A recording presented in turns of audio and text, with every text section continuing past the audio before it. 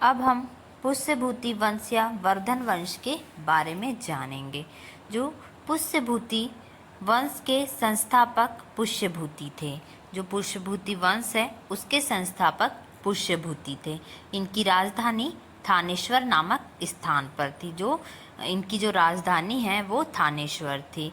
गुप्त वंश के पतन के बाद जिन नए राजवंशों का उद्भव हुआ उनमें मैत्रक, मौखरी, पुष्पभूति, परवर्ती, गुप्त और गौड़ प्रमुख थे। जो गुप्त वंश के पतन के बाद जिन नए राजवंशों का उद्भव हुआ था उनमें से कौन कौन थे? मैत्रक, मौखरी, पुष्पभूति, परवर्ती, गुप्त और गौड़ प्रमुख हैं।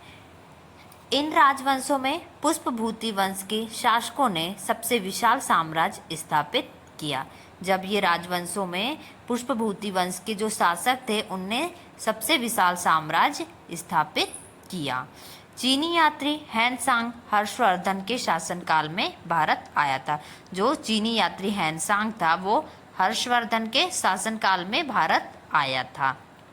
प्रभाकर वर्धन इस वंश की स्वतंत्रता का जन्मदाता था। जो प्रभाकर वर्धन था वो इस वंश की स्वतंत्रता का जन्मदाता था। प्रभाकर वर्धन की पत्नी यशोमती से 2 पुत्र राजवर्धन और हर्षवर्धन थे।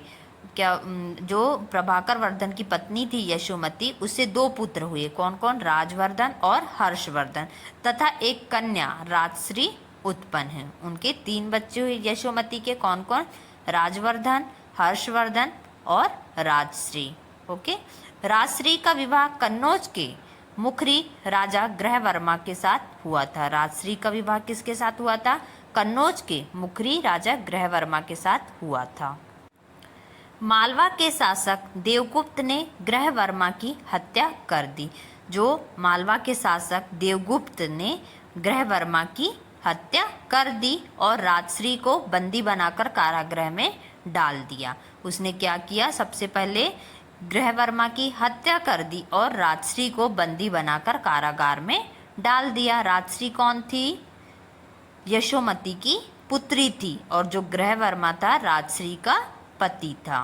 ओके। तो मालवा के शासक ने देवगुप्त ने क्या किया? ग्रहवर्मा की हत्या की और राजश्री को बंदी बनाकर कारागार में डाल लिया। ये थी पुष्पभूति वंश या वर्धन वंश की जानकारी।